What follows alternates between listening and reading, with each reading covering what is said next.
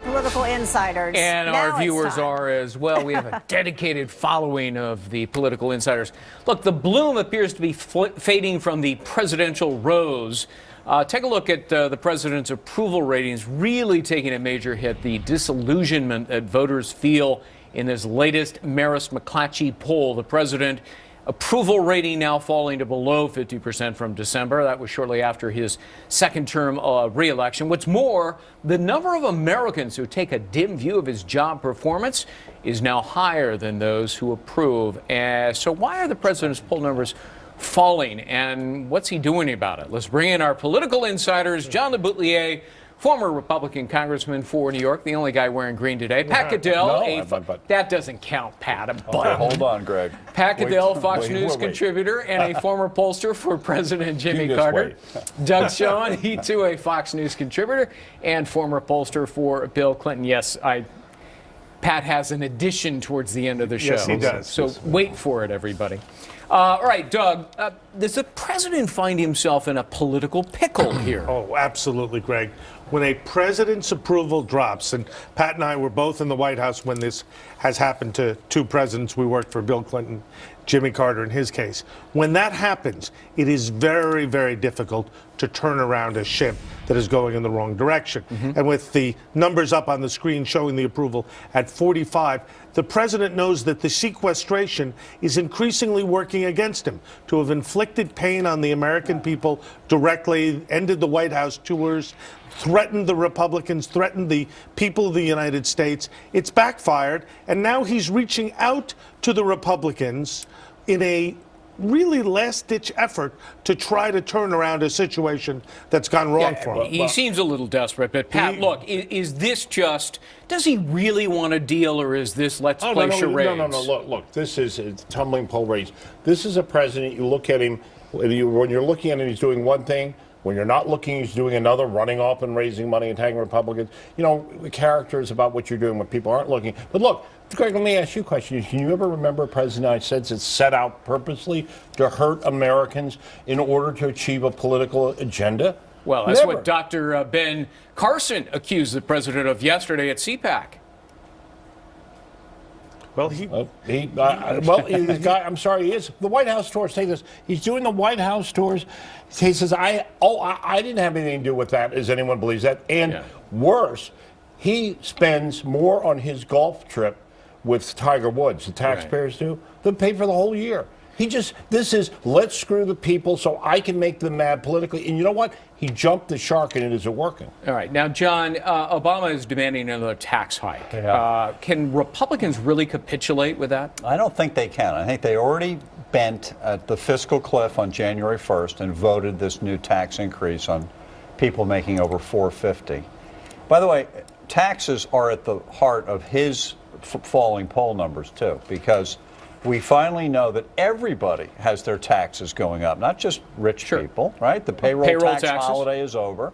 And I think these numbers reflect, his descending numbers reflect the disposable income from higher taxes that people feel. So the Republicans are in a tough spot. They can't do a budget deal with another tax increase before 2014, go home and campaign and say, hey, guess what we've done in the last year and a half?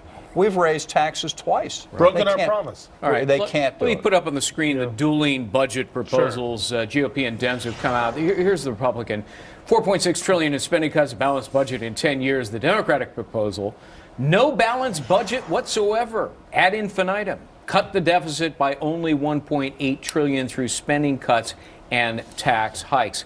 Doug, do you think that Republicans would ever agree to revenue increase through closing loopholes? I mean, why protect hedge fund guys? Right. Here's the thing. Both budgets, Greg, are DOA. Neither one has a chance of being adopted by the other side. The Democrats, as you point out rightly, don't really reduce the deficit, and they don't take on entitlements. The Republican budget eviscerate entitlements and fail to consider, even as you ask, cutting or eliminating loopholes and trying to raise revenue that way. There is the basis in these numbers for a deal. Not clear to me either side Isn't really wants this to a get starting point, Pat? I don't know. These people are so far away from each other. And, you know, you go back and we keep saying over and over the mantra, Simpson Bowles, you would have something to work with. But let me tell you, when Paul Ryan got up and said, well, I was stunned. He said, look, we're going to cut the rate of growth, not the automatic growth spending at 3.9% instead of their 5-something. I'm going, but did anyone ever hear a zero? Like, you know, the rest of us have to have budgets. We don't get automatic increases in budget. But the only thing people are getting, though, from Paul Ryan is that he wants to cut Medicare. Put everybody into a voucher. Oh, no, he's walking and Medicaid. But also, instead of doing the Cruz idea, deferring health care, to put a proposal that you lost the election on doesn't make much sense either, which is repealing Greg, Obamacare. I'd like to be the optimist. I do think there are seeds of a potential deal here. Right. Simpson Bowles is not that far from some of this stuff. Now, in Simpson Bowles, Medicare was not included.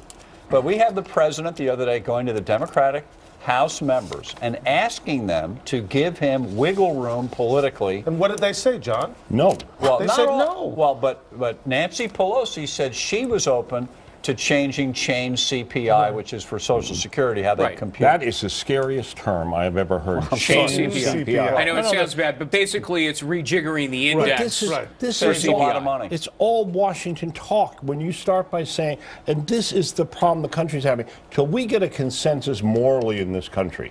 When Brenda was on just the segment before us Yeah. about what's happening to young people, in a country we're supposed to give better to our children than we receive, this is the moral test from which you can get a deal. You're not going to get it by a We bunch of lack a squabbling president politicians. and Republican leaders who say, look, we have a moral responsibility, as Pat said, to get a deal, to put everything on the table, and to come together. They have about 5 months till July when the debt ceiling comes up. If they don't do it by then, they're never going to do You it. know, I swear he the ignored Paul Ryan, who's chairman of the important budget committee, for 4 years, and suddenly and magically now he wants to meet with him. It's tough to has get had an lunch hour, with him. you He know, had lunch meeting with him. in your 600 hours of golf and basketball. He wants to set him up. He wants to make him the guy. Look, if this president's attitude of let them eat cake, that's what I feel about the White House. I go on my vacation, one presidential vacation. There are no cuts in his. Just what can I do to hurt ordinary people? And and that's but- And people are beginning to resent it. no, Gotta they pause. understand. They're seeing it. Doug's point that once a president's approval goes down, it's hard to turn it around. Right. One way to turn it around would be a comprehensive debt and Right, spending deal that would revive the He may economy. have finally And decided. which is what I think he's trying to do. If he doesn't get it, because the problem right now is people are starting to say, wait a minute, this guy is playing us. And that will kill you as a president. That is correct. Conservatives hoping they already have taken the first step to the White House, with CPAC holding a straw poll. But will the winner get any closer to 1600 Pennsylvania Avenue? It's in the books, and there it is. Rand Paul winning the CPAC Conservative Political Action Conference straw poll. The Kentucky senator taking 25% of the vote. Close on his heels, though, Florida Senator Marco Rubio with 23%.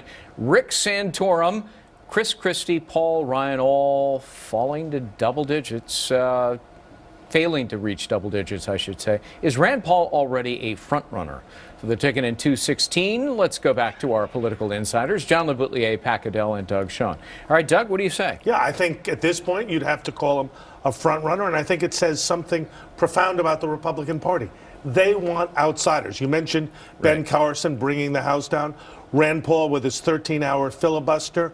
Bottom line, you saw Paul Ryan trailing in 7%.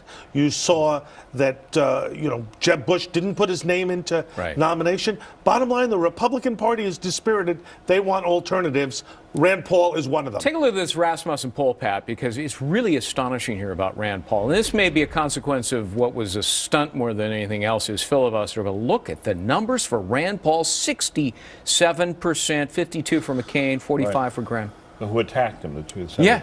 Yeah, look, I was at CPAC, and I want to tell you, the lack of energy was palpable there, except for Rand Paul's performance and Carson's. Again, And except for your performance. Your Well, that's- performance. Yeah, what tore was the pound. you made all the Well, newspapers. I got one right here. They're talking all about you, Pat. What'd you do? All I did was say to the Republicans, basically, They wanted somebody to do it. I did it. I got up and said what their problems were and what they had to deal with. And the response from Republicans was amazing, telling the truth about their situation rather than making it up. But I want to go to this point that Ryan could only get 6%, the vice presidential nominee. They want new faces. They want change. And I'll tell you what they most want, with the reaction I got, was they want the truth. What Pat was talking about is something we've talked about on this show since the election, which was the mismanagement of the Romney presidential campaign, and the party, the money, all the money that was spent at the end. That was wasted, wasn't it, John? Wasted money. Badly get managed out the campaign. vote. Badly managed. Yeah, and maybe a ripoff was included in there. You know Who what knows? was refreshing, I must say, and I mentioned it earlier. You thought I was tossing to a soundbite, which is why we had dead air.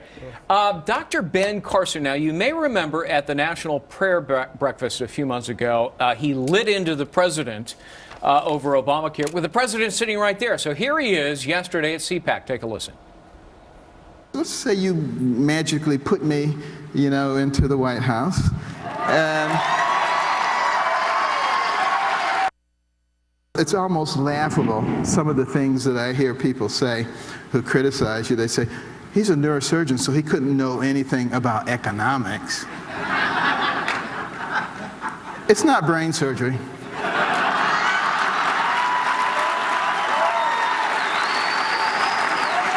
Of course, he's a brain surgeon. Look, he rocked the place yesterday. And John. that's really the point. The Republican Party, as Pat suggested, wants to hear the truth. They want people to say, I'm an ordinary American, I'm fed up with what's going on, I have skills and I can bring them to the process.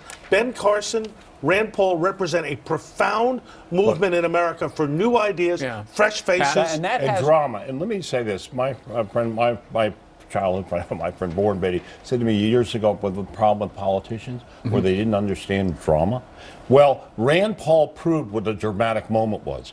Carson has proved what dramatic. People are hungry for authentic things. But that has never, that spirit, which is big in the Democratic Party, go back to Gary Hart, go back to George McGovern in '72, coming into the Democratic Party, doesn't happen in the Republican Party until now. It happened with Ronald Reagan. It did, but it took them three tries to sort of Let me bring up get it. another name, Jeb Bush, because, right. he's obviously more than dipping his toe in the water. He's sticking his both legs in.